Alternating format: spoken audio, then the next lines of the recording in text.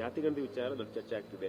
ಇದರ 60 ಜನ ಲಿಂಗಾಯತ ಶಾಸಕರು ಜಾತಿ ಗಣತಿಗೆ ವಿರೋಧ ಇದ್ದಾರೆ ಅಂತ ಹೇಳಿ ಅದೇ ರೀತಿ ಸಮಾವೇಶ ಮಾಡೋದಾಗಿ ಹೇಳ್ತಿದ್ದಾರೆ ಸರ್. ನನಗೆ ಒಂದು ಅರ್ಥ ಆಗ್ತಿಲ್ಲ.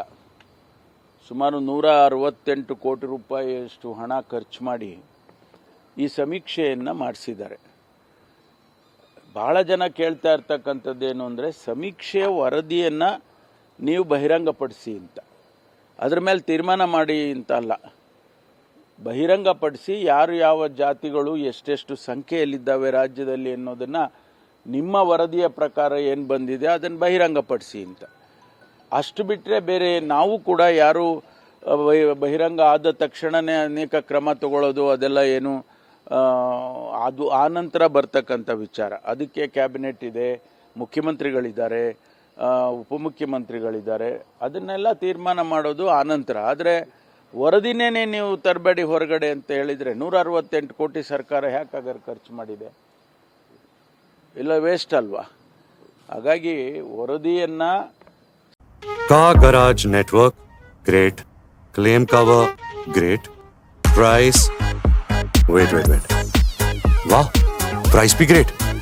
Tata AIG car insurance, trusted नाम, फैंटास्टिक नाम. ಸರ್ಕಾರ ಪ್ರಕಟಣೆ ಮಾಡಿದರೆ ಒಳ್ಳೆಯದು. ಜೊತೆಗೆ ಅದು ಎಲ್ಲರಿಗೂ ಕೂಡ ನಮ್ಮ ಸ್ಥಾನಮಾನಗಳನ್ನು ತಿಳಿಸುತ್ತೆ.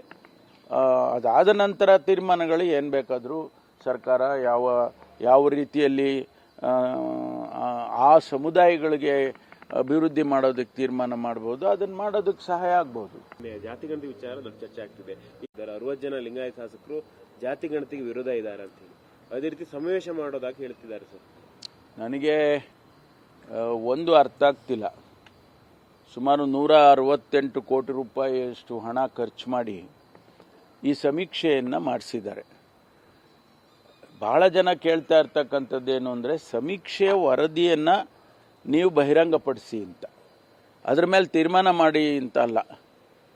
ಬಹಿರಂಗಪಡಿಸಿ ಯಾರು ಯಾವ ಜಾತಿಗಳು ಎಷ್ಟೆಷ್ಟು ಸಂಖ್ಯೆಯಲ್ಲಿದ್ದಾವೆ ರಾಜ್ಯದಲ್ಲಿ ಅನ್ನೋದನ್ನು ನಿಮ್ಮ ವರದಿಯ ಪ್ರಕಾರ ಏನು ಬಂದಿದೆ ಅದನ್ನು ಬಹಿರಂಗಪಡಿಸಿ ಅಂತ. ಅಷ್ಟು ಬಿಟ್ಟರೆ ಬೇರೆ ನಾವು ಕೂಡ ಯಾರು ಬಹಿರಂಗ ಆದ ತಕ್ಷಣವೇ ಅನೇಕ ಕ್ರಮ ತಗೊಳ್ಳೋದು ಅದೆಲ್ಲ ಏನು ಅದು ಆ ನಂತರ ಬರ್ತಕ್ಕಂಥ ವಿಚಾರ. ಅದಕ್ಕೆ ಕ್ಯಾಬಿನೆಟ್ ಇದೆ, ಮುಖ್ಯಮಂತ್ರಿಗಳಿದ್ದಾರೆ, ಉಪಮುಖ್ಯಮಂತ್ರಿಗಳಿದ್ದಾರೆ, ಅದನ್ನೆಲ್ಲ ತೀರ್ಮಾನ ಮಾಡೋದು ಆನಂತರ. ಆದರೆ ವರದಿನೇ ನೀವು ತರಬೇಡಿ ಹೊರಗಡೆ ಅಂತ ಹೇಳಿದರೆ 168 ಕೋಟಿ ಸರ್ಕಾರ ಯಾಕಾಗಾರ ಖರ್ಚು ಮಾಡಿದೆ? ಇಲ್ಲ ವೇಸ್ಟ್ ಅಲ್ವಾ? ಹಾಗಾಗಿ ವರದಿಯನ್ನು ಸರ್ಕಾರ ಪ್ರಕಟಣೆ ಮಾಡಿದರೆ ಒಳ್ಳೆಯದು. ಜೊತೆಗೆ ಅದು ಎಲ್ಲರಿಗೂ ಕೂಡ ನಮ್ಮ ಸ್ಥಾನಮಾನಗಳನ್ನು ತಿಳಿಸುತ್ತೆ. ಅದಾದ ನಂತರ ತೀರ್ಮಾನಗಳು ಏನು ಬೇಕಾದರೂ ಸರ್ಕಾರ ಯಾವ ರೀತಿಯಲ್ಲಿ ಆ ಸಮುದಾಯಗಳಿಗೆ ಅಭಿವೃದ್ಧಿ ಮಾಡೋದಕ್ಕೆ ತೀರ್ಮಾನ ಮಾಡ್ಬೋದು, ಅದನ್ನು ಮಾಡೋದಕ್ಕೆ ಸಹಾಯ ಆಗ್ಬೋದು.